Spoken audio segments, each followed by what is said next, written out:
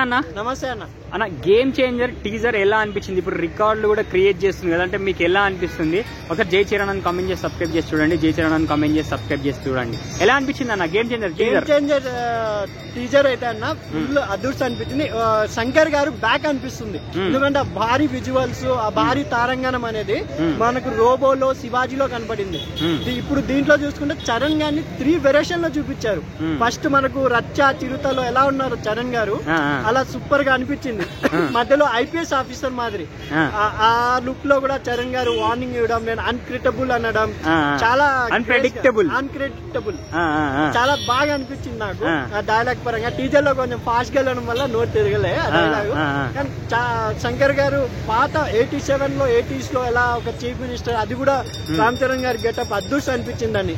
3 వెరేషన్స్ లో రామ్ చరణ్ గారిని చూస్తుంటే నటనలో చాలా ఇంకా పరిణితి చెందారేమో రామ్ చరణ్ గారు అనిపిస్తున్నారు.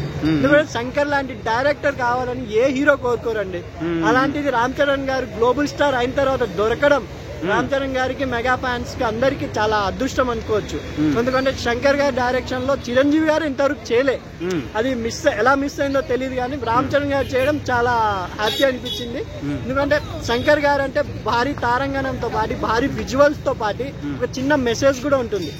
మనం రోబోలో గానీ, రోబో 2లో గానీ, శివాజీలో గానీ, జెంటల్ మ్యాన్ లో గానీ, ఇప్పుడు ఇది పాలిటిక్స్ సంబంధించిన సినిమా. ఒకే ఒక్కడు అల్టిమేట్ సినిమా. ఇప్పటికీ పాలిటిక్స్ ద బెస్ట్ మూవీ అంటే ఒకే ఒక్కటి చెప్పొచ్చు.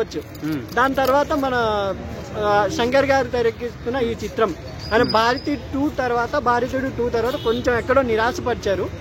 ఈ గేమ్ చేంజర్ తో కొంచెం ఫ్యాన్స్ కి హ్యాపీ అనిపిస్తుంది. టీజర్ లోనే శంకర్ గారు ఏంటి అని చూపించారు. Shankar is back అనుకోవచ్చండి.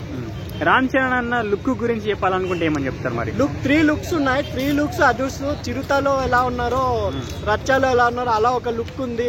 IPS officer గా డీసెంట్ లుక్ ఉంది. తర్వాత ఒక సీఎం అనుకుంటా పాత 80s బ్యాక్ డ్రాప్ లో, దాని పరంగా గెటప్ ఉంది. చాలా సూపర్ గా ఉందండి. ఓకే అన్న, థ్యాంక్ యూ.